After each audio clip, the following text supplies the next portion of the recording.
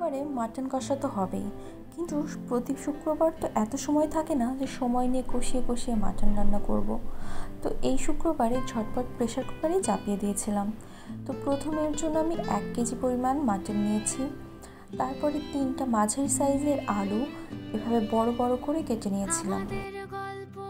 তারপরে এরকম পেঁয়াজ, আদা, রসুন ছিলে নিয়েছিলাম এবং কুচি কুচি করে কেটে নিয়েছিলাম। যদিও পেঁয়াজটা আমি তেলে ভাজবো, কিন্তু আদা আর রসুনটা আমি ব্লেন্ড করে নেব। মাটন হোক কিংবা চিকেন, আলু ছাড়া আমার ভালো লাগে না। তারপরে কিছু পেঁয়াজ, আদা, রসুন কেটে নিয়েছিলাম। আদা আর রসুনটা আমি ব্লেন্ডারে ব্লেন্ড করব, কিন্তু পেঁয়াজটা তেলে ভাজবো।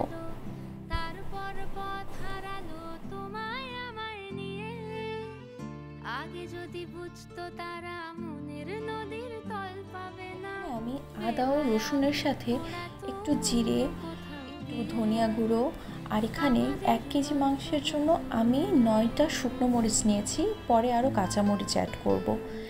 এবার এটাকে সুন্দর মতো ব্লেন্ড করে একটা মিহি পেস্ট তৈরি করে নেব।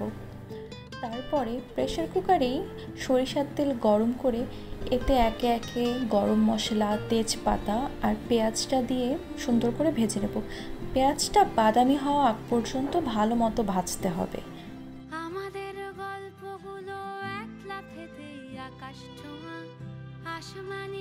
এরপরে পেঁয়াজটা ভাজা হয়ে গেলে এতে আমি বেটে রাখা মশলাটা অ্যাড করে দিচ্ছি, আর সাথে দিচ্ছি লবণ ও হলুদ। লবণটা আপনারা আপনাদের পরিমাণ মতো দিবেন।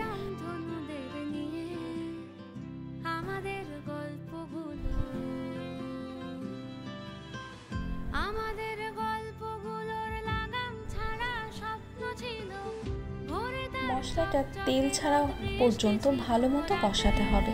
তেল ছাড়া শুরু করলে আমি এর মধ্যে মাটনগুলো দিয়ে দেব। এবার এটাকে সুন্দর মতো নেড়ে চেড়ে আমি প্রেসারে সিটি দিতে বসিয়ে দেব। আমি প্রথমে 2টা সিটি দেব এবং মিডিয়াম আঁচে দেব, এটা যেন ভেতরটা সুন্দর মতো কুক হয়।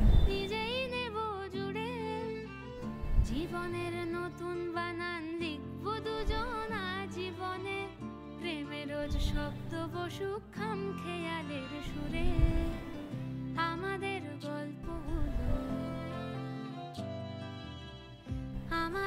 গল্পগুলো অল্প সময় ঘর পাতালো, তারপর হারিয়ে। 2টা সিটি দেওয়ার পর প্রেসার কুকারটা খুলে দেখবে সুন্দর মতো তেল উঠে এসেছে উপরে, তখন বুঝবে রান্না অর্ধেক প্রায় শেষ। তো এরপর আমি কেটে রাখা আলু দিয়ে দিব, দিয়ে ভালো মতো মেখে আরও 1টা সিটি দেব। সাথে কিছু রসুনও দিয়েছিলাম, আমার মাংসে আস্ত রসুন খেতে খুব মজা লাগে।